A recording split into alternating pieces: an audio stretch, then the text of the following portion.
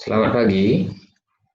Pada video kali ini saya akan membahas mengenai teknik-teknik sampling.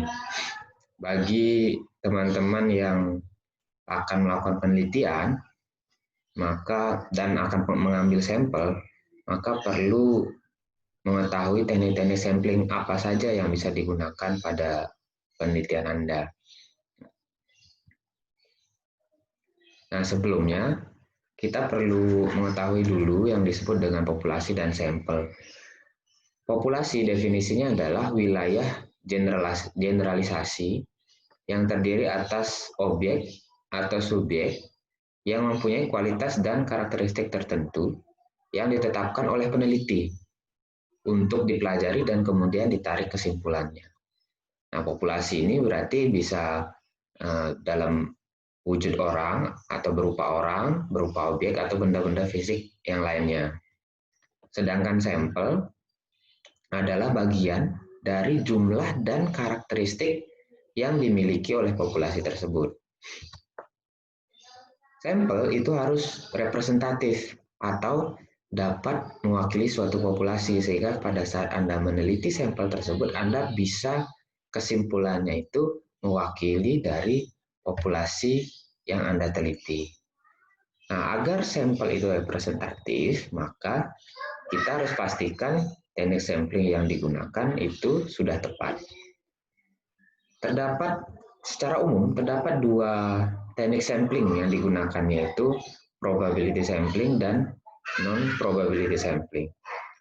Probability sampling adalah teknik sampling yang memberikan peluang yang sama kepada setiap anggota populasi untuk dipilih menjadi anggota sampel. Sedangkan non-probability sampling itu tidak memberikan peluang yang sama kepada setiap anggota populasi untuk dipilih menjadi anggota sampel.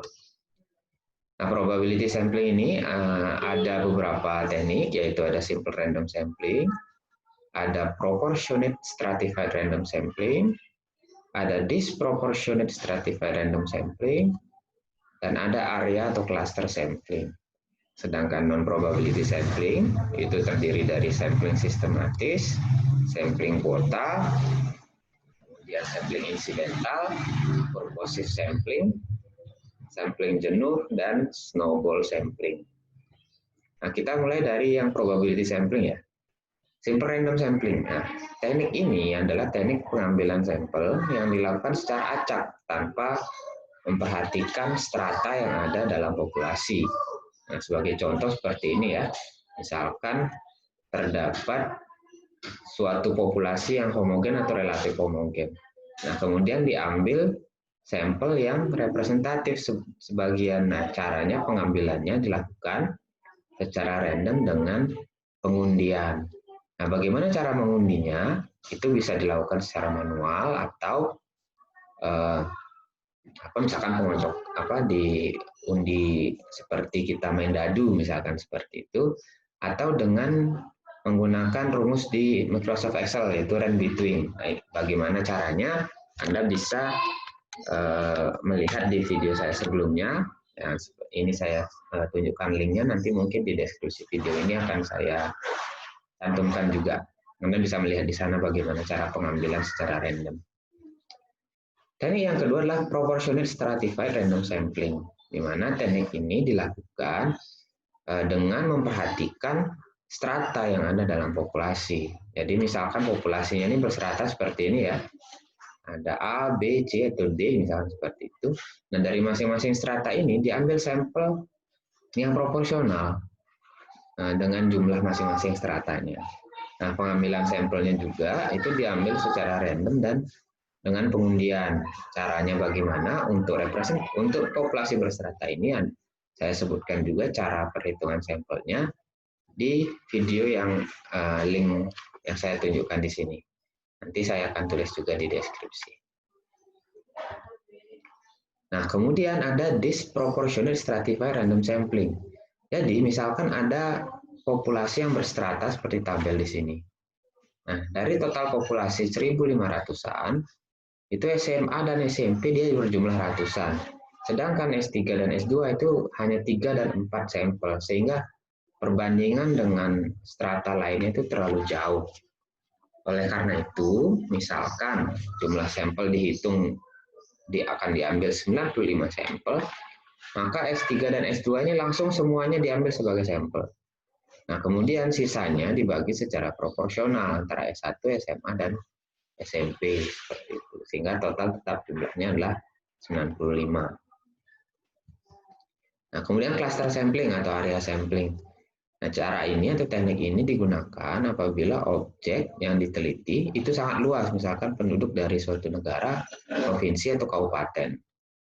Nah, pengambilannya dilakukan secara bertahap. Yang pertama, pemilihan sampel daerah terlebih dahulu, kemudian yang kedua baru pengambilan sampel objeknya. Jadi gambarannya atau ilustrasinya seperti ini, misalkan ini daerah tersebut ya, jadi dibagi menjadi beberapa, misalkan satu provinsi terdiri dari beberapa kabupaten, misalkan seperti itu. Nah, kemudian dipilih secara random, ada beberapa kabupaten yang dipilih secara random. Dari beberapa kabupaten ini, diambil lagi orang-orangnya masing-masing sehingga menjadi satu kesatuan. Nah, sampel inilah yang menjadi atau mewakili dari satu keseluruhan provinsi ini. Seperti itu. Nah, kemudian kita berlanjut ke non-probability sampling. Yang pertama adalah sampling sistematis. Nah, sampling sistematis ini bisa dilakukan tahapannya. Pertama, populasi harus diberi nomor urut terlebih dahulu. Misalkan ini ya, jadi populasinya itu misalkan diberi nomor urut 1 sampai 21. Nah, sistematika pengambilan sampelnya, misalkan kita pilih hanya yang ganjil saja, misalkan. Sehingga sampel yang dipilih adalah nomor 1, 3, 5, 7, dan seterusnya. Nah, ini bisa dilakukan gitu. Nah, non-probability sampling seperti disebutkan sebelumnya, dia tidak memberikan kesempatan yang sama, sehingga nomor 2 ini otomatis tidak akan terpilih seperti itu pengambilannya. Sehingga makanya sampling sistematis ini termasuk non-probability sampling. Nah, non-probability sampling yang lainnya, antara lain misalkan sampling kuota.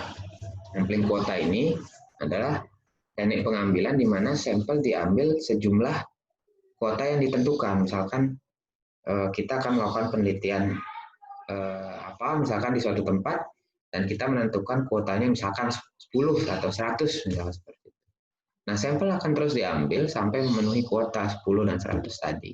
Jika belum, berarti sampling belum selesai. Kemudian ada sampling insidental, di mana pengambilan sampel berdasarkan kebetulan atau insidental. Misalkan kita akan mengambil kuesioner di kampus, di mana respondennya random dari seluruh penghuni kampus gitu.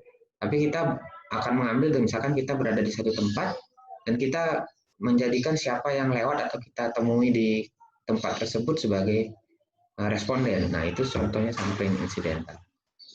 Kemudian sampling purposif adalah sampling yang ditentukan berdasarkan pertimbangan tertentu. Misalkan kita akan melakukan sampling, kita ingin mengetahui tentang suatu jenis definisi suatu jenis makanan misalkan, atau penjelasan mengenai makanan seperti itu. Sehingga responden kita adalah ahli-ahli di bidang itu, di bidang makanan tersebut misalkan. Nah, purposifnya adalah kita mencari ahli tersebut yang pasti jumlahnya mungkin tidak terlalu banyak ya. Kita ada kriteria tertentu. Nah, itu pertimbangan tertentu itu yang kita tentukan sehingga kita bisa memilih orangnya siapa. Kemudian sampling jenuh ini sebenarnya secara tidak langsung bisa disebut sebagai sensus. Jadi kita mengambil seluruh populasi sebagai sampel. Nah, kemudian ada snowball sampling, itu sampel diambil sejumlah, salah ketik. Snowball sampling adalah penentuan sampel yang mula-mula dia sedikit, kemudian banyak. Misalkan kita ke suatu permukiman tradisional, misalkan seperti itu yang pernah saya lakukan ya. Kita akan mengidentifikasi mengenai adat istiadat yang ada di sana. Nah, yang kita cari adalah orang yang mengerti, yaitu tokoh adat. Nah, dari tokoh adat kemudian berkembang, nanti tokoh adat merekomendasikan ke siapa lagi. Kita ternyata masih ada informasi yang kurang. Dari tokoh adat A, dia merekomendasikan ke tokoh adat B, C, dan D. Dari B, misalkan dia kembangkan lagi menjadi orang yang lain, seperti itu. Sehingga akan semakin besar sampelnya sampai informasi yang kita peroleh itu sudah lengkap. Baik, demikian teknik-teknik sampling yang bisa saya jelaskan. Anda bisa memilih teknik sampling apa yang akan digunakan pada saat Anda akan melakukan penelitian. Dan ini tentu saja ditentukan dari tujuan penelitian Anda dan populasi yang akan Anda ambil sebagai sampel. Baik, demikian video kali ini. Sampai bertemu di video selanjutnya. Terima kasih dan selamat pagi.